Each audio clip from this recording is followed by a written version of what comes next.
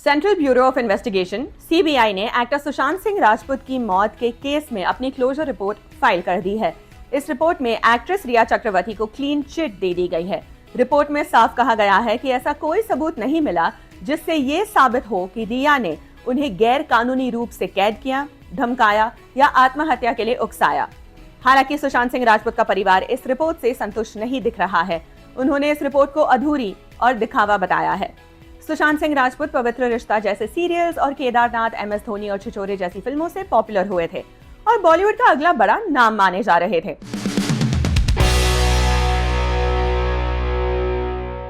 लेकिन फिर ट्रेजेडी हो गई। 14 जून 2020 को वो मुंबई के बांद्रा में अपने फ्लैट में मृत पाए गए। भारत के सबसे चर्चित और विवादास्पद केसों में से एक माने जाने वाले इस मामले में सीबीआई ने इस साल मार्च में 2 क्लोजर रिपोर्ट दाखिल की थी। एक रिपोर्ट रिया चक्रवर्ती और उनके परिवार के खिलाफ दायर उस केस से जुड़ी थी जो सुशांत के पिता के सिंह ने पटना में दर्ज कराई थी। दूसरी रिपोर्ट मुंबई में रिया द्वारा सुशांत की बहनों के खिलाफ दर्ज कराए गए केस से संबंधित थी।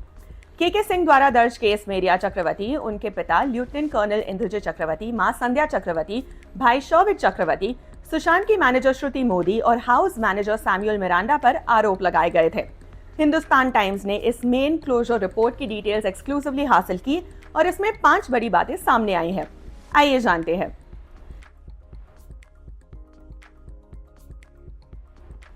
जांच में सामने आया कि रिया और शौविक ने 8 जून को सुशांत का बांद्रा वाला फ्लैट छोड़ दिया था और उसके बाद वो वहां कभी नहीं गए। रिपोर्ट में साफ लिखा गया है कि 8 जून से 14 जून 2020 के बीच कोई भी आरोपी सुशांत के साथ नहीं रहा या उनके घर में नहीं रुका।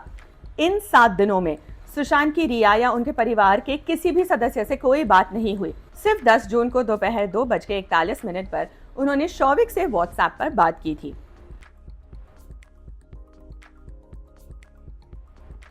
सीबीआई की रिपोर्ट के मुताबिक मीतू सिंह, जो सुशांत की बहन है, 8 जून से 12 जून तक उनके फ्लैट में उनके साथ रही।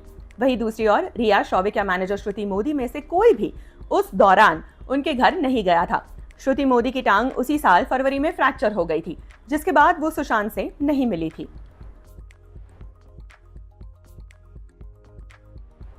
रिया के खिलाफ चोरी और गबन के आरोपों पर जांच में कहा गया कि 8 जून को जब रिया अपने भाई के साथ सुशांत का फ्लैट छोड़ रही थी तो वो अपना एप्पल लैपटॉप और एप्पल वॉच लेकर गई, जो सुशांत ने ही उन्हें गिफ्ट किया था।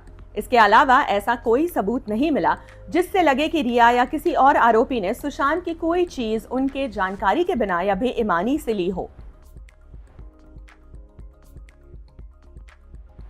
सीबीआई की रिपोर्ट के अनुसार रिया और सुशांत अप्रैल 2019 से जून 2020 तक लिव इन रिलेशनशिप में थे। सुशांत के पिता के आरोपों के उलट सुशांत के सारे फाइनेंशियल काम उनके चार्टर्ड अकाउंटेंट और वकील संभालते थे। अक्टूबर 2019 में रिया के साथ यूरोप ट्रिप की बुकिंग भी सुशांत के निर्देश पर उनके मैनेजर ने कराई थी।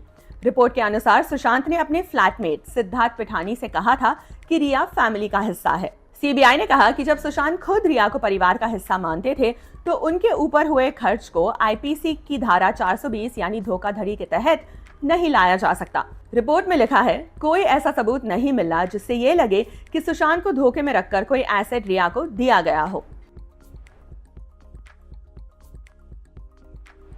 सीबीआई ने कहा कि रिया या अन्य आरोपियों द्वारा सुशांत को किसी भी तरह की धमकी देने का कोई सबूत नहीं मिला, चाहे वो डिजिटल डेटा में ही क्यों ना हो। रिपोर्ट में लिखा है, सुशांत के परिवार की ओर से बस यही आरोप लगाया गया कि सुशांत ने उन्हें बताया था कि रिया ने कहा है अगर वो उसकी बात नहीं मानेगा तो वो उसके मेडिकल रिकॉर्ड्स पब्लिक कर देगी। लेकिन ये बात सिर्फ सुनी सुनाई है। सीबीआई की इस क्लोजर रिपोर्ट में साफ कहा गया है कि ऐसा कोई सबूत नहीं मिला जिससे यह साबित हो सके कि किसी भी आरोपी के इमीडिएट प्रोवोकेशन या अबेटमेंट की वजह से सुशांत ने आत्महत्या की हो।